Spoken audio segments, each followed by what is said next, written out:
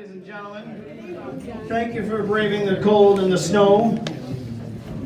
Show of hands in this room, who's all from Strawberry Point? Yay, thank you St. Mary's students and families for coming on down. Who all is on screen? We have folks coming in from Edgewood. Hello, Edgewood. Hi, Edgewood.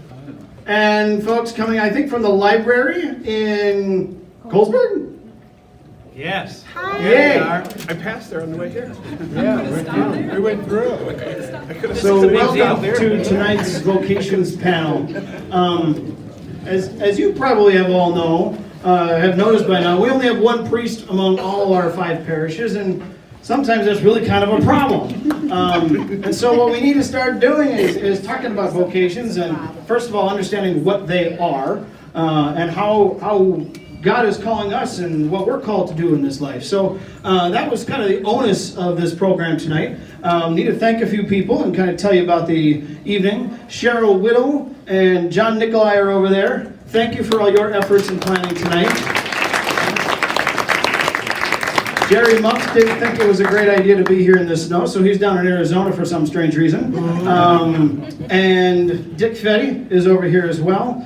Special thanks to the Knights of Columbus for sponsoring and helping us fund this wonderful thing, especially for helping to get our panelists up here. And for Bruce Collins. I haven't seen Bruce. There he is. Hi, Bruce. Thank you for your efforts in getting this thing off the ground as well.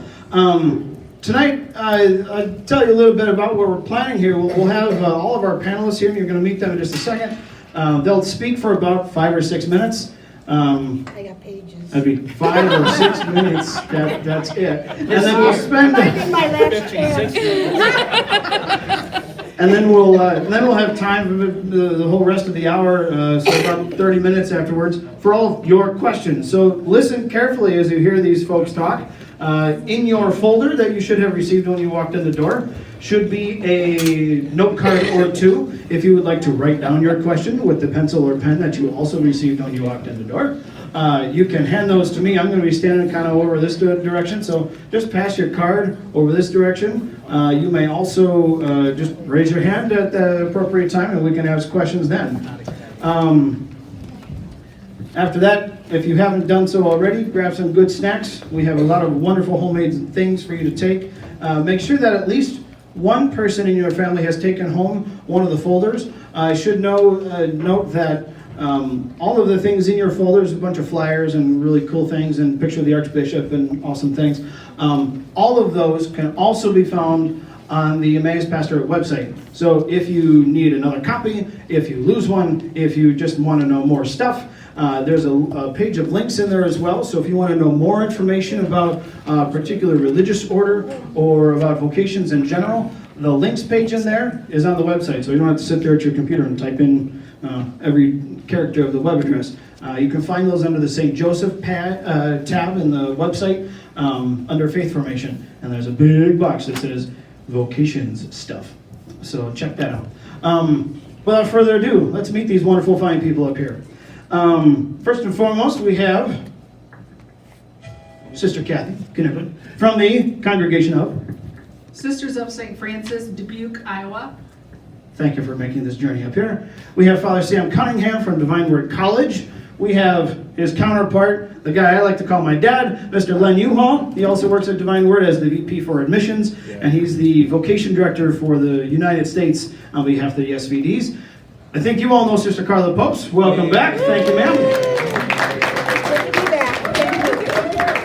I think we also know the next guy, Father John Haugen, our wonderful and incredible pastor.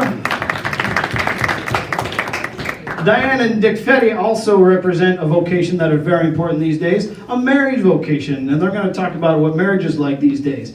Yeah, these days. Or maybe what it should be like, as perfect as they are. Pray first. Anything you really want to go first, or should we just go on down the line? It makes us know now. We're going to go right on down the line then. Well, it's great to be here. Thanks for making time out of your day to sit and listen and find out a bit more about each of us. I was asked to talk a little bit about what brought me to the sisterhood and how did I choose the Sisters of St. Francis of Dubuque, Iowa. Well, first of all, you have to know I am a farm girl. I grew up near Dyersville, Iowa, on a farm near Petersburg, and very proud to be a farm girl. And I think that's where my vocation started, on the farm. And I say that because I'm the oldest of 6 children. And how many in here work on a farm or have spent time on a farm, know something about the farm? Exactly. We always had to work together. We had to build community, bring in the crops, mow the yard, do the chores. And so I think that's where my vocation started, because I started working with and for other people without really realizing that. I also had the great opportunity to attend Catholic elementary school and Catholic high school. And it was probably in high school, when I was a senior in high school, that there was a little voice, and I call it the little voice back here in the back of my head, that said something about religious life. Do you want to be a sister? And it was way back here, and I just kept pushing that voice back and saying, I'm not going to listen. No. So continued on to college, completed my college degree. While I was in college, did lots of service, got my degree to be a teacher, which I really loved doing, and also dated and fell in love and was proposed to. And at the proposal, at the night of the proposal, I couldn't say yes, but I didn't know why. But I had to say, no, I'm not going to get married, but I don't know why. Today, I know why, because it was that little voice in the back of my head that I had to explore a religious life. So I decided in about 1984, I would try it out, because then when I try it out, I'm done. I've done it. I can say yes, listen to that voice, and then I'll go on with my life. Well, 1984 was over 30 years ago, and I'm still part of the Sisters of St. Francis for over 30 years. Why Franciscan? I would have to say I explored several different congregations, different communities when I was looking for which group do I want to be a sister with. And it really boiled down to I felt most at home with the Sisters of St. Francis. And I liken that back to being a farm girl. I cared about creation. I cared about the earth. I cared about working with the common, ordinary people. And I really think that that's part of what we do as Sisters of St. Francis. I found that I could do service on my own, or I could volunteer on my own, but when we joined efforts together and worked as a group, we had a greater influence. And that was really drawing me to become a sister. The whole become part of a community so that I could share that value with other people who had a similar set of values. How much time do we get to talk? 1 more minute? Oh my goodness. The next question was, what does your typical day look like? And I kind of smiled. I don't think there's a word typical or normal in my day because of the ministry I do, but some things that are typical. Every day starts with prayer. And every day I take at least 30 minutes in the morning to pray with scripture, reflect on God's word, what does it mean in my life? And probably that happens at the end of the day too. Even though I'm really tired, I might stop. I do stop and I say, now what was the gift of today? And you can do that as well. Start a day with prayer, end a day with prayer. So those are enough about me for now. I'm sure there'll be a little bit more time for questions. So on to the next. I also was born on a farm. My name is Father Sam Cunningham, but I always tell people though I was born in Normal, Illinois, and then I left it, and probably have never returned. Don't go there. But in any case, if we want to talk about vocation, I would talk about forks in the road. As a kid, I liked very much what my cousin was doing, who was a Franciscan friar from Cincinnati, Ohio. And I liked what I saw him doing, and I liked the way he worked with people. And then I also began looking at things of looking at terms of social justice, in areas of social justice. And that also led me to think a little bit, but well, what about being a priest? And with that, along came another element of it, is that one of the priests that worked in my home parish, who was a Franciscan, who had worked in China, and he had lots of stories about China, and that fascinated me. And I thought about working as a missionary somewhere. When I got in grade school, I investigated a little bit a group that was supposed to be a missionary group, the Scalarinis. And I went there they had a minor seminary in Chicago. But the thing is that my last name is Cunningham, and everything at their place was in Italian. And I did not understand a word they said. The food was very strange. I mean, pasta's good, but every meal wasn't like fine. So then I went, and my 8th grade teacher was a Oldenburg Franciscan, told me that she had an uncle who was a missionary in Taiwan, and he was an SVD, and she had me send in a card, and we were pretty alert about responding to things like that, because within a week there was a vocation director visiting my family, and so I went and checked out their minor seminary in Wisconsin. I graduated from Wisconsin and from the high school, but the other fork in the road was this. In my senior year, I was offered a scholarship to Notre Dame to study pre-law. And I thought about pre-law, and maybe I could help people as a lawyer. The only thing my classmates kept telling me when I talked more like a missionary than a lawyer.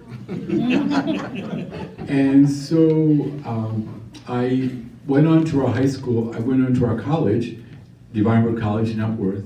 I graduated from there, and then from there went on to study did our novitiate, went on to study theology. And between my first and second year of theology, I went to Paraguay for the first time to work as a missionary. I studied Spanish in Bolivia, and I worked in a parish. Came back, finished school, theology, and I wanted to go back to South America, but the other fork in the road was I had to do vocation work for 3 years. And so I did that. That's when I met What's his name? He was in high school at that time. And then I went on, I worked in Chicago in Hispanic ministry. I went back to Paraguay. One of the other forks in the road is, when I came back from South America, it became apparent that there was a need for having Spanish-speaking psychologists and counselors. And so I went back to school at 48 and studied to be a marriage and family counselor. And then after doing that for 2.5 years, I went and studied for my doctorate in clinical psychology. So I am a clinical psychologist. I worked for Catholic Charities in Indianapolis for a number of years. I've also worked here, and I have one more minute, and I'll tell you what my day is like. My day is this, like Sister Carol, I also wake in the morning, I have coffee with God. And that is my morning beginning exercise. I have the divine office, and I have my coffee with God. We talk a little bit, and then we move on to the day. I teach 2 classes each semester, and I'm the spiritual director. I also have lots of meetings. People in colleges seem to want to have lots of meetings. And then I also do Mass in Dyersville, and I have an office in Cedar Rapids where I see people as a clinical psychologist in Spanish. Is that time? Is that time? No, Good evening, everyone. It's good to be with you tonight. Thank you for the invitation to be with you. My vocation story started a long time ago, and I dated back to when I was in 2nd grade. At the time we had altar rails, communion rails, right, in the church, and I was kneeling there receiving my first communion, and I looked up and I saw the priest, and in my head I just remember saying, that's pretty cool, I want to do what he's doing. And ever since then, the question that Father John asked at Mass when people say, what do you want to be when you grow up? I said, a priest. I couldn't wait till I was an altar server in 4th grade. By the time I was in 6th and 7th grade, I was a lector at Sunday Mass. I was serving 3 Masses a weekend at a small parish on the south side of Chicago where I grew up. I was involved in the faith. I was hanging out at the rectory and doing things today you can't do. My father, my parents had kind of separated, and my parish priest became kind of like my adopted father. And it was a great relationship, and we just kind of hung out all the time, you know. Unfortunately, some of that stuff doesn't happen today so much. But it encouraged me to get involved more in faith and more in church. And like Father Sam done, at age 14, I decided to join the seminary. Felt called to be a seminarian at 14 years old. Left my home in Chicago to go to East Troy, Wisconsin. So we went to the same high school, a few years apart though, of course, you know.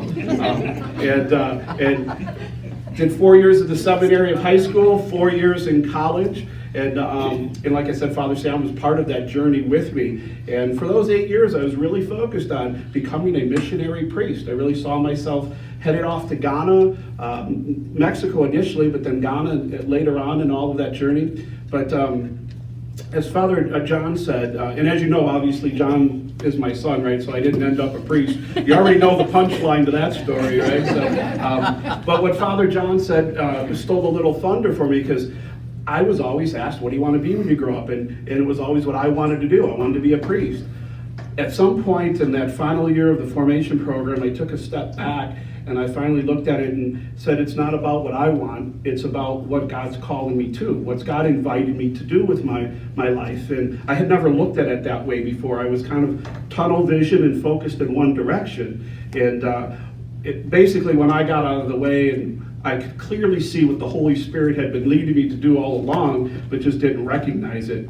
So 3 years later, 4 years later, I ended up getting married. So today I have 3 children and 2 grandchildren. You know my oldest and my 2 grandchildren, right? I think most of you know them, so that's great to be here in Elkader to share that with them.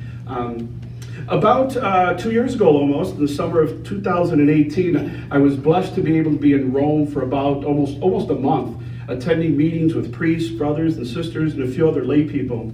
And I had to give a presentation there. And during my presentation, I identified myself as a missionary husband, father, and grandfather. So I use that term. I'm a missionary father, or husband, father, and grandfather. So when Father Sam and I talk about missionary work, we use a term called prophetic dialogue. A lot longer discussion to talk about that. But if you think of that word dialogue, it's about communication with people. As Sister Kathy said, it's about building community with people. And that's what missionary work is really about. We use things like having conversations and dialogues with people who are different than we are. People from other cultures, the poor, the marginalized, people from other religions, anybody who's seeking faith. Those are the people that I seek to try to be in relationship with. And build community with, and try to make the world a little bit different. 2 weeks ago, I was at an event in Dubuque. Anybody read the Telegraph Herald here? Do you get the TH up at Elkader? There was a lot of Elkader and Clayton County news in the TH. I am amazed. I learned about your corn festival there before even John started working here. And I'm like, I'm going to go to that corn festival someday.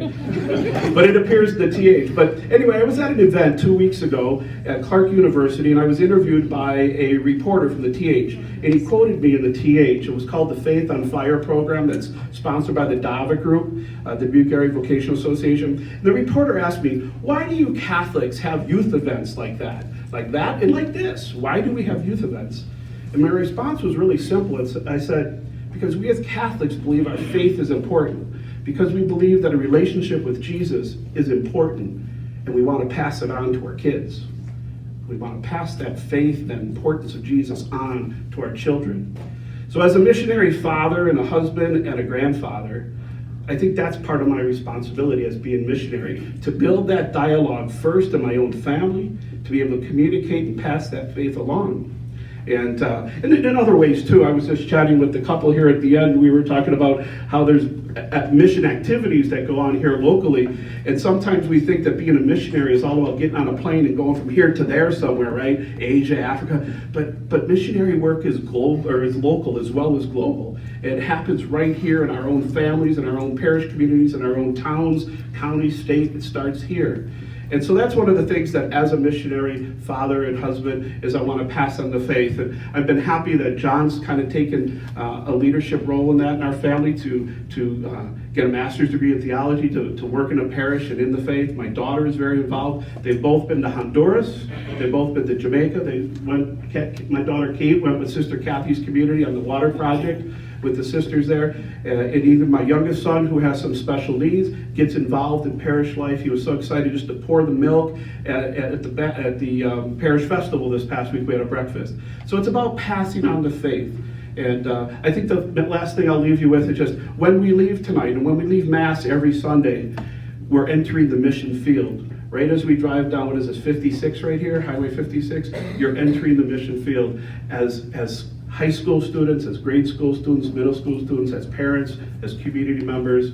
We enter the mission field every time we leave church. We have to take the message of Jesus out into the world. Well, here goes. I actually was taught by the sisters in the summertime. They would come from Charles City. I grew up in Nashua. I was number 5 of 6 brothers and sisters. I was between my 2 brothers. So they would come down and teach us. And one morning, standing on Father Flynn's porch of the rectory, Sister Frederick looked at me and said, "What are you going to do when you grow up?" And I thought, wish there was a hole in this porch. I hadn't even thought about what I was going to do, much less getting home.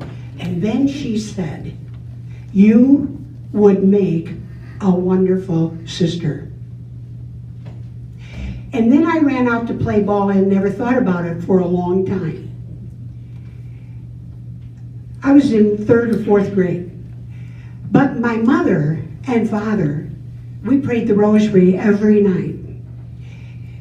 And mother always prayed that each of us would do with our lives what God wanted. And so that was really the beginning. And when I got older, I remembered one day it hit me like a flash. The words of Sister Genevieve. "You would make a wonderful sister." By this time, I was in junior high, and the sisters would come down for the summer. They still were. And I got to work with the kindergarten and first graders. And I got to know the sisters. And I found out they were fun. They were spirit-filled, and I thought, people after my own heart. And so they kept telling me, saying to me, same thing. And so one day I went to 2 different communities that I had both had some experience with. But as Kathy shared, the one place that I went to, I walked in there and I immediately knew that's where I belonged. And that has been the Sisters of the Presentation. Most of us are farm girls, like Kathy said. And so we have that gift of faith and farming and being good stewards of whatever we have. My family supported me greatly. My mother had 8 brothers, and she had a brother, a priest. But she didn't push me into it because she knew that wouldn't work. Because I was always described as the one with spit and fire. I thought I'd let y'all know that tonight. And at that time, most people didn't see sisters as spit and fire. So it was kind of something that got put aside. But Mother and Dad prayed for vocations, and then my 3 sisters got married, and that limited it a little more. And brother got married, and it was getting down to my youngest brother and myself. And I think my mother's hair was getting gray and all the rest of that. But the sisters encouraged me, as did my mother. My mother would say to me, "You pray to the Holy Spirit. You pray to the Holy Spirit." And I did that. And you know that this last year or two, when I was disturbed by the Spirit to change ministries, it was that Holy Spirit that stirred in my heart when I was a young girl, that stirred me to move what I loved from the people I loved in this whole area, to go into Decorah, Iowa, and work with the immigrants that I knew nothing about. But that's been the story of my life. I've been blessed with education from the community, with spiritual formation and opportunity after opportunity to work in parishes and to go on many service projects. And today, I can't thank God enough for that last nudge. So look at me. God never finishes nudging us. And He got me here, and He's not going to let go of me, no matter what I fail to do or what I do really well. And I have to say, I am very happy that God called me to this vocation. I feel so blessed. I want this for our young people today, and we haven't talked about it. And every vocation, if you don't have happiness with it, then you better go back and pray again, because you can't make it without knowing what you're working for. What God has called you to become is right where He wants you, and He's not going to be finished with you. Look at me. I had black hair when I entered. So wow. For now. Thanks, sister. I think there's 3 things as we look at vocations that should really be said. First of all, we're doing what we're doing because we love it. Not because I couldn't find a wife or you couldn't find a husband. Be quiet. This is not a last ditch, even though I was giving a couple of those guys back there kind of the raspberries about how the dating stuff's going. But this is not a last ditch thing. Okay? Number 1. Number 2 is like with anything, as I said tonight at Mass, it's about to what are you called? And so whatever that is in your life, it needs to be something that you're passionate about, something that you really feel good about. So many people are living lives of quiet desperation. And so you need to be listening to that. And sometimes it's different than what you think you want to be, but what you feel called to do, and those things that are really life-giving. I think the third thing that I want to say, just by way of introduction for vocations, is this. I think that sometimes you think that the vocation story is like some dramatic thing that happened, I was in the confessional and I got knocked out, or lightning struck me when I came into church or something like that. And really, most of our vocation stories are pretty boring as far as that goes. I grew up in a home where my parents had a lot of marital troubles when I was growing up, and my parish was my family.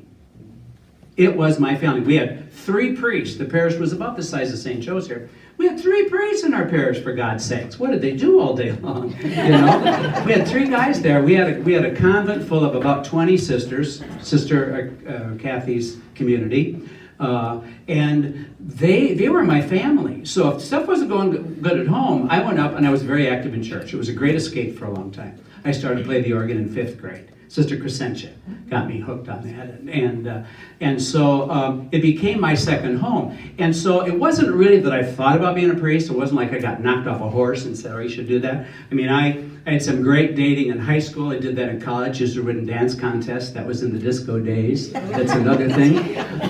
Can't do that with the knee right now. But something that was always there. So I had a variety of jobs. I worked for a meat cutter. That's the one that probably doesn't ever really fit with anything else ministry-wise. I worked at a hospital. I worked at a nursing home. I did a lot of things, but the things that were in common is it was always about people. It was always about helping people. And as I look at it now, there were also people who always had, there was some need. Sometimes it was because of financial stuff that was going on as far as poverty. Sometimes they didn't have any other family members. I remember working at a daycare center for African American senior citizens for a while. And I tell you, I learned more from those folks because of their sharing of their life stories. So as I was going along, it was just, this didn't, Kathy talked about this little thing in the back of her head, it just didn't go away. It just didn't go away. And so when I decided, the only reason that I was going to, or way I was going to find this out is, I was already in school, in college, I was studying to be a music teacher, and I decided I needed to, I went to a college seminary where Archbishop Hannes was from with the Benedictines. I thought I needed to go a couple years and find out. The girl that I was dating was just, we both came from big families. I was the oldest of 7, she was the second of 10. And we used to go into jewelry stores and say, oh, let's look at rings, you know. And then somebody would come in who would see us and they go, oh, I better get out of here. So I said, she said, what am I supposed to do? Am I supposed to wait? And I said, no. But I said, I got to find out. So I went to the college seminary and they had great formation. They helped you sift out things, okay? And it's not bad versus good. It's about which becomes the priority, which becomes preeminent, huh? And so that's what kind of distilled for me. So really, it kind of slid right into this, okay? So my gifts happened to be in teaching. So I was in high school, worked for 10 years, and I was in college, worked for 17 before I started to do parish work. But it was always about educating and bringing in. And I guess the one thing that's always characterized this, and I don't know if I've shared this much, but when I was growing up, my mom was part of a charismatic prayer community.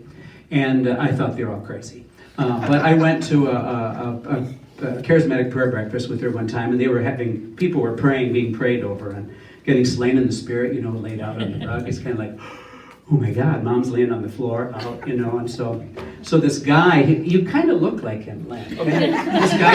This guy says, would you like me to pray with you? And I go, where can I go? You know, I said, sure.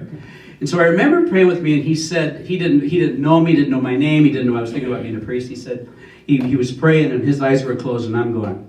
He said, I see that you are going to bring a lot of people back to the church. I see a very, very dark tunnel, and you will have many challenges. But I see that through whatever you're going to do, he wasn't even Catholic. He said, you're going to bring many people back to the church. So I never forgot that. And so God has always worked at that. So that's probably the most dramatic thing that ever happened to me. But I didn't remember until long after I was ordained. And so I think it's about living a life.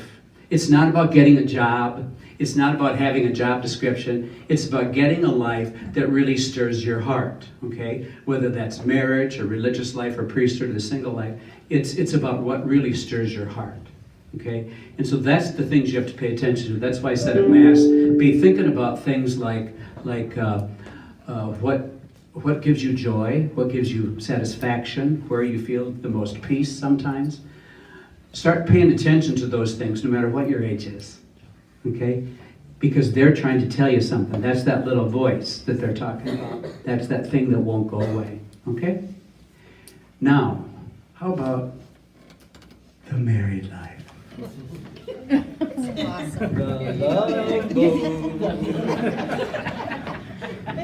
Well, hi, I'm Dick and Dianne Fette. Been married 36 years, have 3 kids, 2 grandkids. 36? Almost 37. Okay. 36 and a half. 36 in this many months. Every day counts, man. I wasn't born Catholic. I was raised a Lutheran. Converted probably 3 to 4 years after we were married. I had a cousin that I was a longtime member of the Catholic Church, died one day, and 39 years old. And I thought, I want to go to church as a family. The family means everything. And I've seen so many people growing up that go to the husband would go to Lutheran church, the wife would go to Catholic, or vice versa, and they struggled. It's hard to raise a family when you're not together and working, honestly, yoked together. I'm going to probably start out with one of the things my mother always used to tell me growing up was, there's nothing better than a good marriage, and there's nothing worse than a bad one. And watching our family grow up in the community and watch them become members of the church. Some of our middle daughter ended up marrying another faith group, and she ended up joining that church, but she felt at home there. But we as a family, we still get together and do the best we can. So Diane and I are honestly remodeling a older home now that we bought, and talking about testing your marriage. We don't always agree. We don't always see things the same, but at the end of the day, we put aside our differences and try to work together. Do you want to add anything? I guess Dick and I talking about having a coffee with God. We have coffee with God every day too, and we and each other. That's something we totally have evolved from the beginning of our marriage till now, through kids and struggles and financial and farming.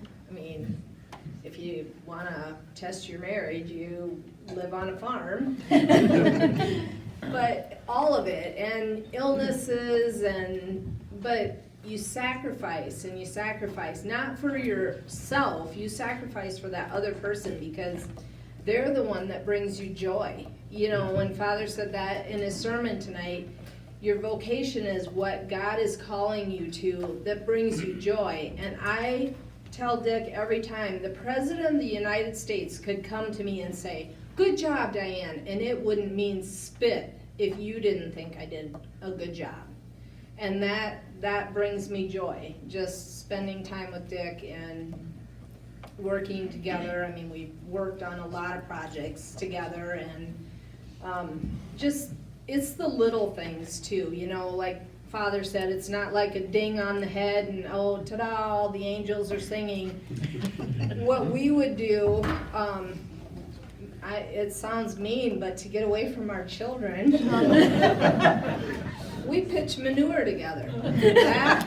That's love. That is love, and no child is going to ask you for some kind of unnecessary thing, like a drink of water, when you got a pitchfork in your hand. Because they don't want to help you. They do not want to help you. So we would go out to the barn and spend a couple hours pitching manure and talking, and those are great memories to me. Another one, we had very little money always, and so we had this beat up old car, and at that time you could rent a babysitter for $1.50 an hour. So we would hire a babysitter for 2 hours from the time that we left until they were in bed. We put $5 of gas in our car, and we would drive around and talk. And those were the best moments of my life. Now, in our later years, we've been very fortunate. We actually got to go to Aruba one year, and we got to watch the Packers win the Super Bowl in Aruba. And that pales in comparison to those moments when we were driving around with our $3 worth of babysitting time and $5 in gas. So, I mean, that really sums it up for me. I just, it's not easy. No vocation is. But if you throw it all away because you're tired of trying, you're missing out on the best rewards and the best moments of your life by throwing it away. So. And take time for each other. Yeah. We always, when our kids were challenging sometimes, That Thursday night used to be our date night. We just go in and sometimes and order a pizza and sit across from each other and talk about our days and our lives. So date. That's Yes. We, actually, our daughter and son-in-law have two littles right now. And I mean, sometimes Dick and I will just show up at their door and say, it's date night. That you got wearing there ain't going on a date, so change your clothes and get out of here. And they are like, oh, we're too busy, we're too tired, no, get out of here and go on a date. And we, in recent months, have seen them paying that forward to his sister. They have a little baby, and they do the same for them, so that is awesome. But, yeah. And number one, don't ever think you're too busy to go to church, because you're not. And you need that reset button. You need that hour to be fed and led and not have a phone ringing in your ear. I don't care if you got little tiny kids who are screaming the whole time. Do not miss Mass. That's our advice, so. Is our time up? Well, thereabouts. I'm gonna let you hold on to that for a second.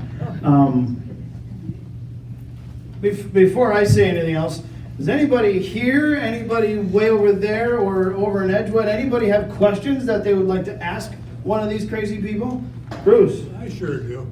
Kathy, when you were talking about this poor man that you rejected, I felt so sorry for the person.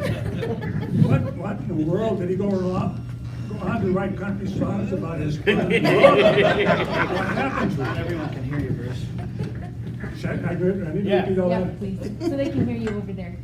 Yeah. Well, I was just asking Kathy, what happened to Closer to your mouth. what happened to the poor man that you said no to? I felt so sorry for the poor guy. What happened to the poor man I said no to? I know that we stayed in touch briefly, and I know that he met someone else, and they got married, and I've lost track of him and he with me, but I believe that we each went a way that was bringing joy to our lives, as we've talked about earlier. Thanks for the question. Just quasi-joking. Yes. I do wonder sometimes where he is, but. The ones that get away. Anybody else in here have a question right off the bat? If you have written down a question on a card, pass them to this end, and I'll migrate over there and I'll collect those. Cheryl? I'm coming over here.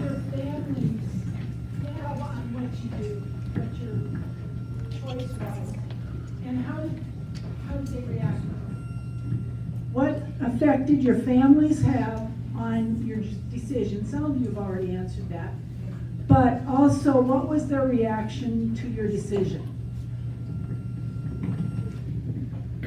I can start with that. I was the oldest in my family, and every step along the way, like what college to go to, what life pattern to follow, it was a really big deal because my parents had done nothing like that before. So when I told them I was interested in religious life, my mother always says, "Oh," and pauses. But that's her way of dealing with it. And then a little later she'll say, "If it brings you happiness, we are happy for you. If it brings you joy, we will support you." And that has really been the story of my family all along, that they know that this brings me much excitement and I'm very happy. So then they were very supportive. I mentioned about my mother, that was important to her, that if that's what God wanted. But I didn't mention my father. My father had a really hard time when I talked about entering the convent, because he had no experience with women religious. He had a cousin that was a priest, or two of them, but no one in religious life. And at that time,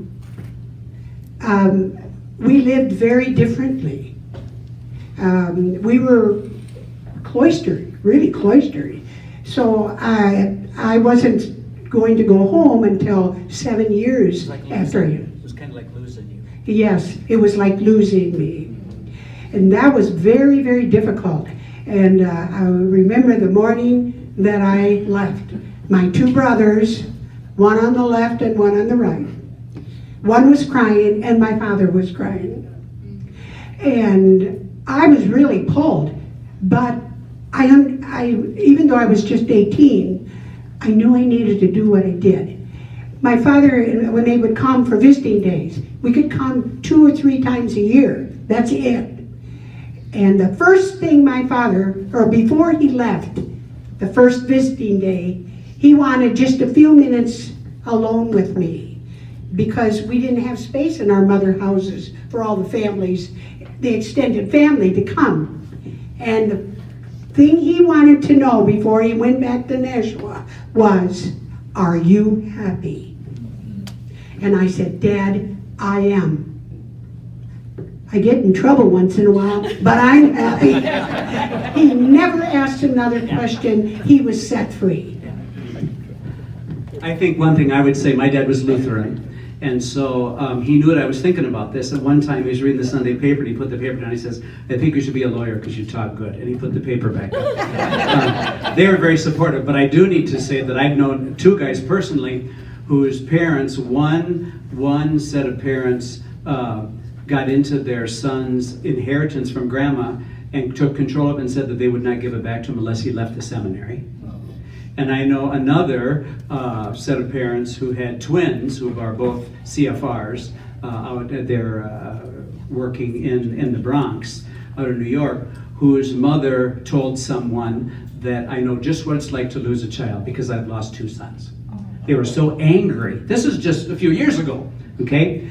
And so it shows that not everybody gets this and understands this, that it's a life that's really totally dedicated to other people. And so, and they already had grandkids someplace else. And so it's not always, oh gee, that's a nice thing to do. Sometimes it's a real challenge. Okay, age before beauty.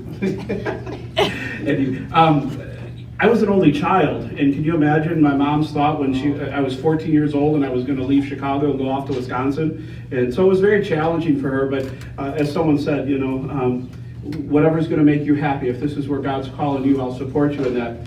4 or 8 years fast forward, when it was time for me to decide to tell people that I was leaving formation, that was the most difficult thing to do. I kind of came to the conclusion myself that I needed to do that. But telling my mother was very difficult. While she wanted to have grandkids, she also wanted to have a son who was a priest. And I don't know which one she wanted more, but she was glad to be able to push John around in a stroller. The stroller that she pushed him around, we're still now pushing Angela and Michael around too.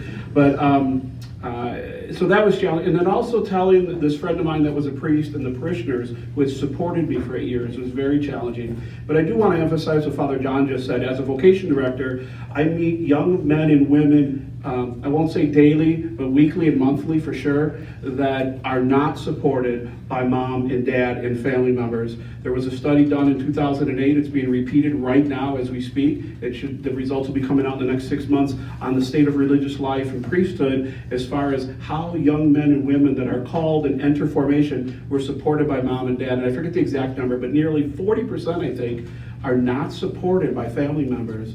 And my challenge to people who play that, like Father John just said, is we want them to be happy. As we've said several times, God calls us in our deepest joy. And how can we stand in the way of that if we have a family member who wants to become a priest, brother, sister? You know, how do we do that? How can we support them? I think that's a challenge, but it's a reality for some of the people that are thinking about religious life today, is they don't feel supported by their family. What a challenge that is. When I told my parents, they were just sort of like, okay, that's all right. And they didn't say yes, they didn't say no, because they didn't want to push, but there was a bit of joy there. But the thing that I learned later was when my dad passed away about 7 years ago, I was given the rosary that he prayed for me every day I was in the seminary. You know, he was always there praying for me. And it was an interesting thing. I also remember the talk that he gave before I went to the novitiate. He said, you're doing this on your own will. He said, the door is always open for you to come home. And I want, the only thing I want from you is to be happy. And so that's what he did. Sister Carla, I heard you use a really big word. It was cloistered. You're not a cloistered community. Maybe you and Sister Kathy can dive into that. What's the difference between a cloistered community and maybe one that's not? What is that?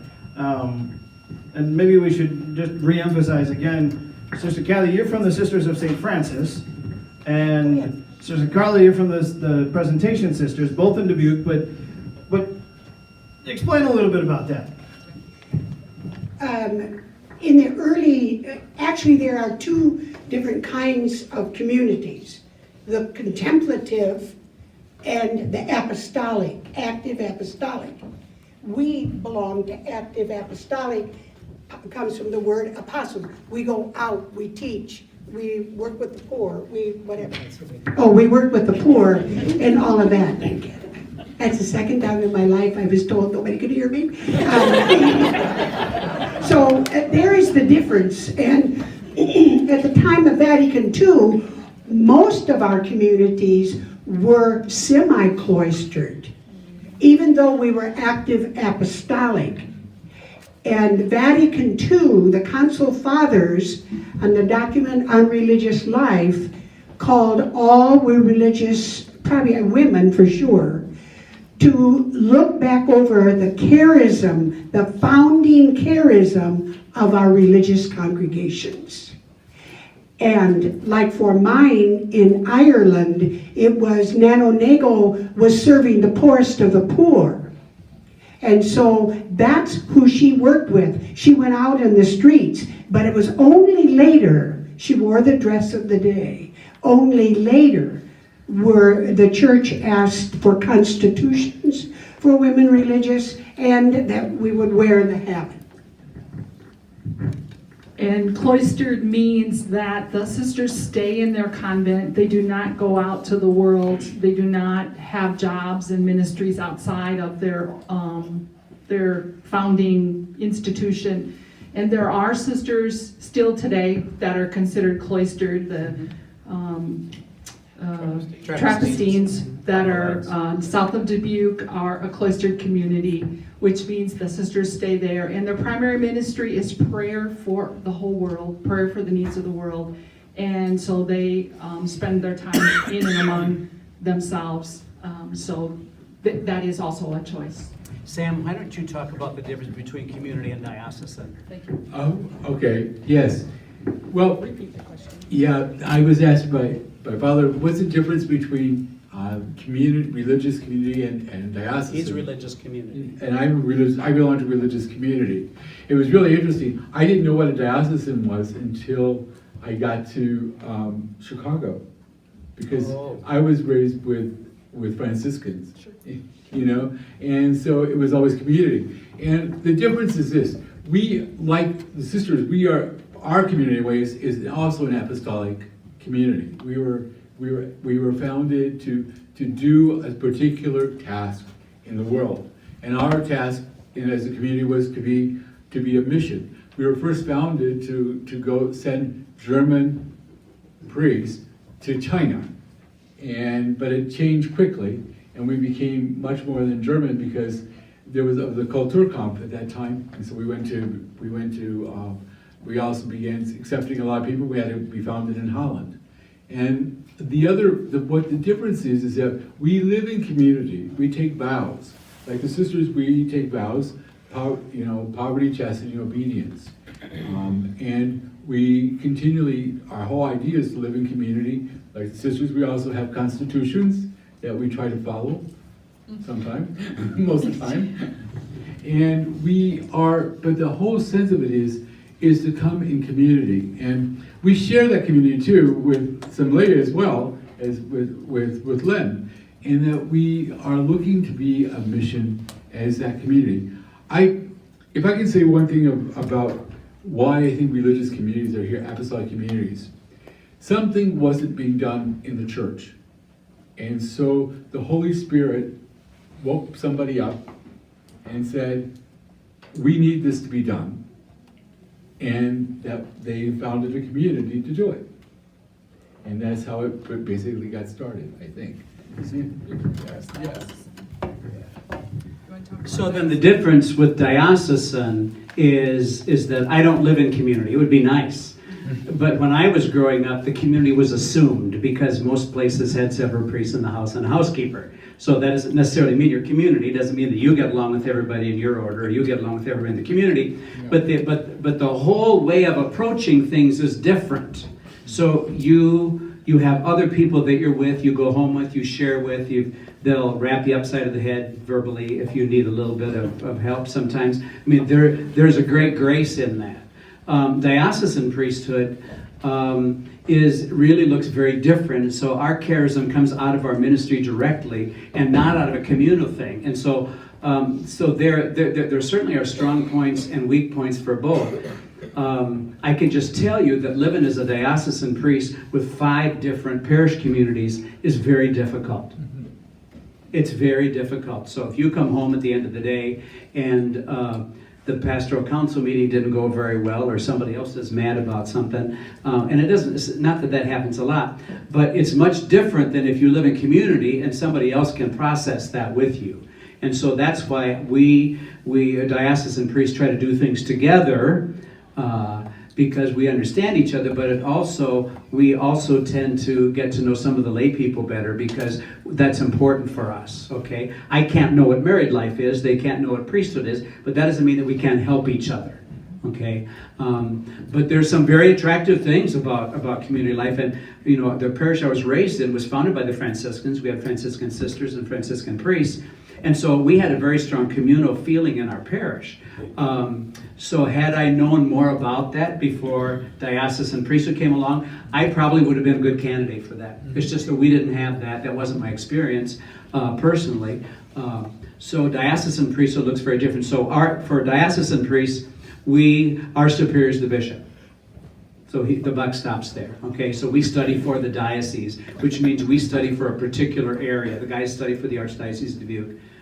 Divide Iowa into 4, make the upper and northeast quarter a little bit bigger than the other 3. That's the Archdiocese of Dubuque. That's what we study for. These folks, for example, the missionary guys, it's whatever, we want to go to Siberia next year. Okay, thank you very much. Do you have missionaries in Siberia? Oh my God! So watch out before you sign on the dotted line. Yeah. So and the sisters also have different assignments, but we study for a particular locale, a particular location.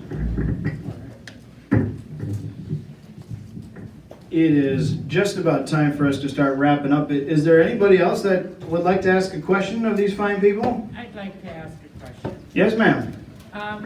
As much as I love seeing the sisters and the fathers and the missionaries, I want to focus on these 2 married people here. Dick and Diane. Yeah, because a lot of people in our own community at times don't understand that our marriages are a vocation, just like the priest or the sister, and what a gift that is for us in the Catholic Church. The Catholic Church is the only church that calls marriage a vocation.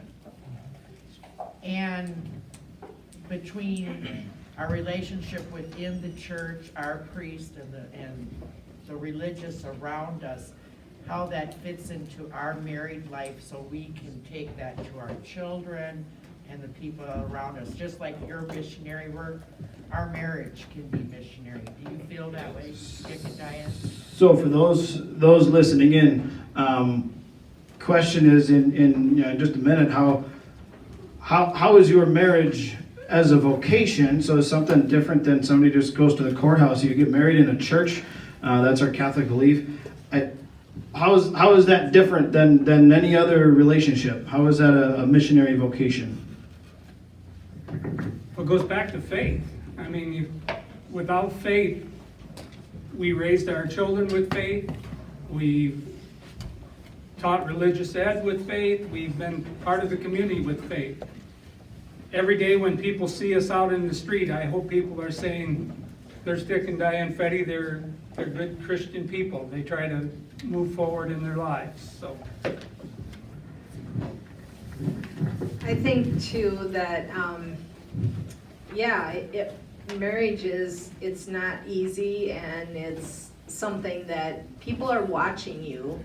And I mean, sometimes you want to have a knockdown drag out right on Main Street, but it's probably not a good idea because people are watching. But no, I mean, I really think that, I mean, Dick and I spent a lot of time preparing for tonight, and in all of our comments to each other about when we were brainstorming was that God is in the center. And we really believe that. We pray together, and you know, that's not something that everybody can just off the cuff do, and we've sort of evolved into that. But truly, God is in the center of our lives. Without Him, we're nothing. And there's a lot of times that we have to just draw on that strength and that faith to get us through the next step of whatever's we're faced with at that moment. So it truly is a vocation. And we also talked about getting married in the church. And I would say in recent years we've had the experience where we've been part of somebody who got married, and to us it's like you're just renting that church. You know, it's a beautiful backdrop for a wedding, but that's all it is. And then you ride off into the sunset on your, you know, in your limo or whatever you got, and you never see him again. And it's very bothersome to us because we got married in that church, and we stuck. We're part of this community, and we help each other out in this community. We're a family, and that's hugely important to us. So when you rent a building to have your wedding in and then ride off and never have any skin in that game again, you're missing out big time, because those people will be there for you when you fall, and you will. One thing I just want to say that has been implicit in everything that we've said, but I don't think anybody's used the word, and it's one thing that you can't run away from. It's commitment. You gotta commit. No matter what it is that you're doing, you gotta commit. And if you commit, if you've ever been on a team, if you've ever been on any group of people that have worked together to do something, you know what it's like. You have to commit. That means sacrifice. That means putting yourself aside. That means having a common vision and a common goal, and it's always bigger than you. It's certainly true with marriage, it's true with priesthood, it's true with religious life. It's about commitment. And so one of the things, no matter what you wind up thinking you want to do, no matter what you're called to, it's always going to ask of you commitment. So think about what that might mean. John.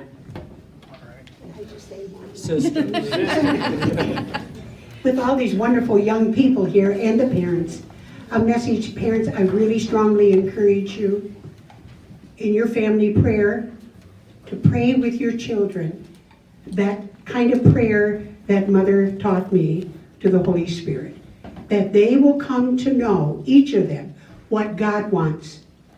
And then you will not need to worry about your children. They will bring themselves happiness, others happiness, and you will be happy.